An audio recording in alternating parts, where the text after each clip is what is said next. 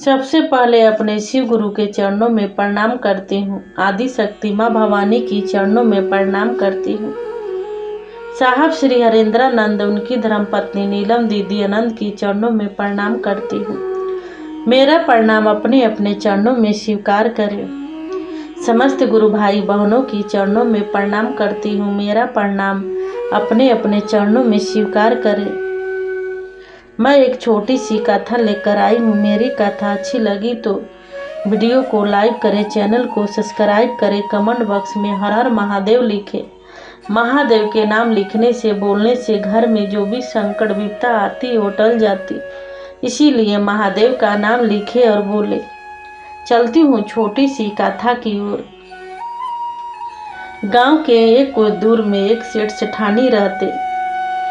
सेठ सेठानी का कोई पुत्र नहीं था, कोई संतान नहीं था। सेठ बहुत धनवान था, उसके पास धन का कमी नहीं था। सेठ सेठानी महादेव के मंदिर में प्रतिदिन जाते, पूजा पाठ करते, फिर आकर दोनों एक साथ भोजन करते। फिर जब सुबह होता, नहा धोआ कर महादेव के मंदिर में जाते, पूजा पाठ करते। दोनों घर आकर साथ में भोजन करते। सेठ सेठानी नियम से महादेव के मंदिर जाते थे। हर समय हर पल सेठ महादेव को याद करते रहता था, महादेव का नाम का जाप करते रहता था। खाना पीना, सोना, उठना, बैठना, हर पल हर समय महादेव का नाम जपते रहता था। बाकी सेठ एक काम गलत करता था। कोई दरवाजे पर आता था, किसी को दान दक्षिणा नहीं देता था। लंगड़े हो या लुल्हा हो, भिखारी हो, अंधे हो, किसी को प्रति दया नहीं था। सेठ के पास धन का कमी नहीं था। बाकी सेठ के मन में दया भाव नहीं रहता। उसे थोड़ा सा दान दक्षिणा दे दे, उसे भोजन करा दे, ये सब सेठ के मन में नहीं रहता था। सेठ बस पूजा करना, महादेव का नाम का जाप करना, मंदिर जाना, भोजन करना, बस एक काम सेठ करता था, नियम से करता था। एक दिन सेठ और सेठानी महादेव के मंदिर में जाकर पूजा पाठ करते थे। उसी मंदिर में एक भिखारी गोद में बच्चा लेकर खड़ी थी। सेठ से कहने लगी, सेठ जी मुझे कुछ दे दीजिए खाने के लिए। मैं 2-4 दिन से भूखी हूँ, प्यासी हूँ, मेरे बच्चे भी कुछ नहीं खाए हैं। सेठ सुनकर अनसुनी कर दिया, आगे बढ़ गया। सेठानी महादेव के चरणों में चढ़ाने के लिए फल फ्रूट केला लेकर गई थी। वही प्रसाद निकाल कर उस भिखारिन को दे दी। तभी सेठ बोलने लगा, तुम क्या कर रही हो? ले चलो, हम घर खाएंगे। क्यों दे रही हो? जब आएगी इस मंदिर में न एक खड़े रहेंगे, एक न एक बैठे रहेंगे, मांगते रहेंगे। तुम कितना को देगी? किसको किसको देगी? तभी सेठानी कहने लगी, आप ऐसे क्यों बोलते हो? अगर भगवान दिए हैं, ये गरीब भिखारियों को देंगे तो इतने देने, थोड़ा सा देने में कमी नहीं हो जाएगा, आपका धन कम नहीं पड़ जाएगा। हम किसी को मदद करते हैं, दया करते हैं, तो भगवान उससे चौगुना हमको लौटा देते हैं, दे देते हैं। तभी सेठ कहने लगा, देखो, अगर महादेव के चरणों में जितना चढ़ाना है चढ़ाओ। महादेव को मंदिर में आकर जो भी महादेव के चरण में अर्पित करना है करो, मैं माना नहीं करूँगा। बस ये भिखारियन को नहीं देना है, ये लंगड़े लूल्हे जो दरवाजे पर बैठे रहते हैं उसको कुछ नहीं देना है। सेठ तो धनवान था, बहुत पैसे वाला था, भगवान का परम भक्त भी था। पूजा पाठ भी करता था, भगवान का याद भी करता था, सब काम अच्छा करता था। सेठ एक ही काम खराब करता था कि कोई दरवाजा पर आता, उसे दान दक्षिणा नहीं देता, एक मुट्ठी भोजन नहीं कराता। किसी को प्रति प्रेम दया भाव नहीं था सेठ के अंदर। सेठानी जो थी दया भाव की थी।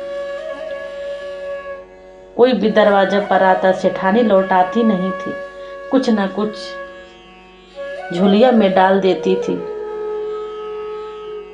जब सेठ देखते थे तब बोलने लगते थे। सेठानी अपने पति से छिपाकर गरीब दुखियारी को देती थी। कैलाश पर्वत से महादेव, माता पार्वती, नारद मुनि सभी देवी देवता देख रहे थे। सभी देवी देवता कहने लगे, हे प्रभु, हे भोलेनाथ, ये आपका भक्त कैसा है? आपका पूजा भी करता है, मंदिर भी आता है, आपको पुकारते रहता है, 24 घंटा आपको पुकारते रहता है प्रभु।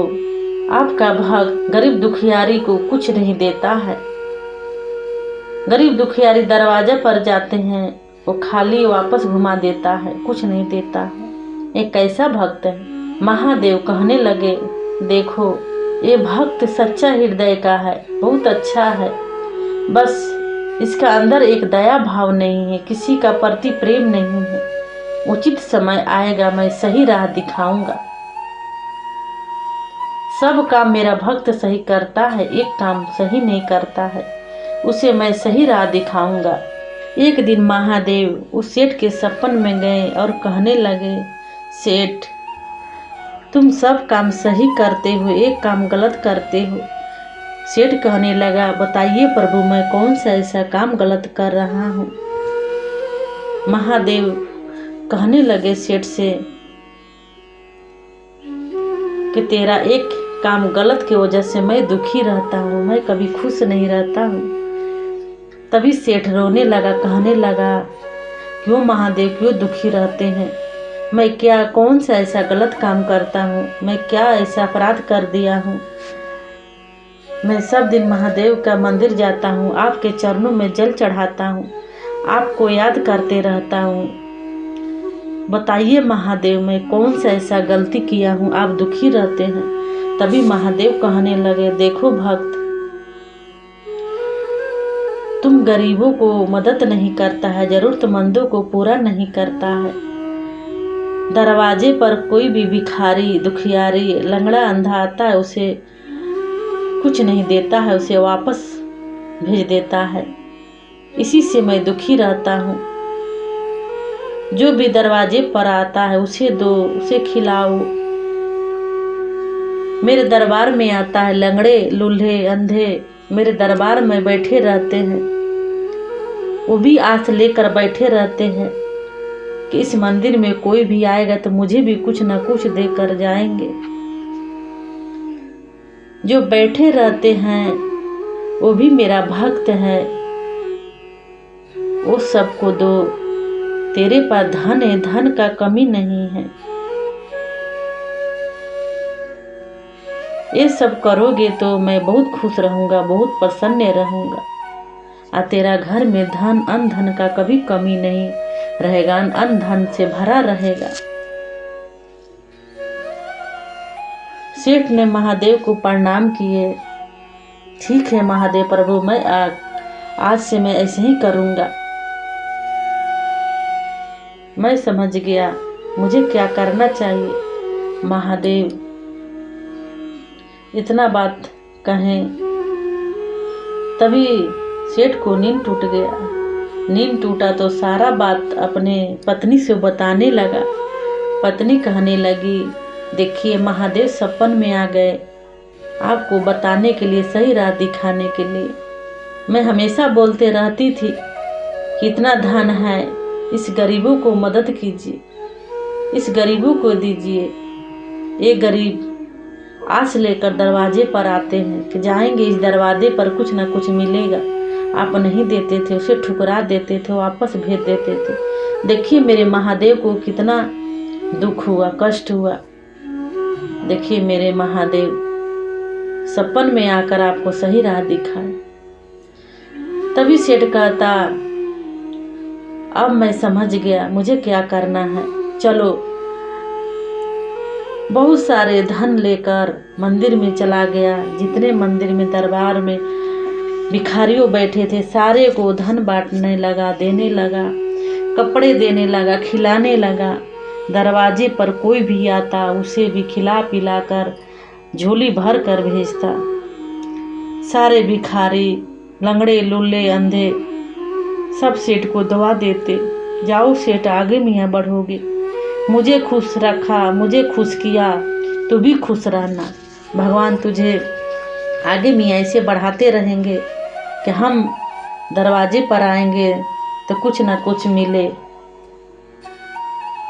सभी ने दुआ देने लगे। अब उधर माता पार्वती, महादेव, सभी देवी देवता खुश थे कि महादेव ने इस भक्त को सही राह दिखा दिए। अब सेठ पूजा पाठ भी करता, महादेव के मंदिर में जाता, जितने भी गरीब दुखिया बैठे रहते उस सबको भी मदद करता, जरूरतमंदों को पूरा करता। दरवाजे पर भी कोई आता उसे भी खाली वापस नहीं भेजता। सेठ सेठानी के घर में अन्न धन से भरा रहा, कभी कमी नहीं होता था। सेठ इतना दान पुण्य करने लगा, इतना दान पुण्य करने लगा कि महादेव बहुत प्रसन्न हो गए। इतना प्रसन्न हो गए कि कुछ दिन के बाद सेठानी गर्भवती रह गई। जब सेठ को पता चला, सेठ बहुत खुश हो गए और महादेव को धन्यवाद दिए। हे महादेव, आपने आज मुझे बहुत अच्छा अनमोल तोहफा दे दिए। अब मेरे पास सब कुछ हो गया महादेव, आपके चरणों में कोटि कोटि नमन करता हूँ। मेरा पुत्र नहीं था, पुत्र का सौभाग्य प्राप्त किए, आप धन्य हो महादेव। सेठानी कहने लगी, देखो जब से गरीबों में दान करने लगे, दान पुण्य करने लगे, देखो आज मेरे घर में नन्हा से बालक भी आने वाला है। सेठ सेठानी बहुत खुश रहने लगे, दान पुण्य करने लगे, पूजा पाठ करने लगे। इसी समय गुजरते गई। जब 9 महीना पूरा हुई तो सेठानी को बहुत सुंदर सा बालक हुआ। सेठ सेठानी बहुत खुश थे और बालक के लेकर भी प्रतिदिन महादेव के मंदिर में जाते, पूजा पाठ करते, बालक के हाथ से भी दान दक्षिणा देते, बालक के हाथ से भी दिलवाते और खुशी खुशी रहने लगे। देखिए मेरे महादेव ऐसे हैं। मेरे महादेव तो सब पर दया करते हैं, पल पल दया करते हैं। देखिए सेठ सब कुछ अच्छा करता था, बहुत कंजूस बहुत था, किसी को दान दक्षिणा नहीं देता था। देखिए मेरे महादेव सेठ को आकर सही राह दिखाए, सेठ पर भी दया किए। महादेव तो बहुत भोले हैं, वो तो सब पर दया करते हैं। बस महादेव के सच्चे भाव हृदय से जो भी भक्त पुकारता है उसे महादेव आकर मदद करते हैं। सेठ सेठानी खुशी खुशी रहने लगे। तो आइए भगवान शिव को अपना गुरु बनाए, अपना जीवन धन्य बनाए, अपना जीवन सफल बनाए। मेरे महादेव मेरे गुरु भव से पार लगा देंगे। मेरे महादेव जैसे, मेरे शिव जैसे धरती पर कोई गुरु नहीं है। आइए भगवान शिव को अपना गुरु बनाए, अपना मन में उतारे, अपना जीवन में उतारे। महादेव और गुरु के चरणों में लगे रहे और जगे रहे। मैं अपनी कथा इसे समाप्त करती हूँ। मेरी कथा अच्छी लगी तो वीडियो को लाइक करें, चैनल को सब्सक्राइब करें। फिर मिलूंगी अगले वीडियो में। नमः शिवाय, नमः शिवाय, नमः शिवाय।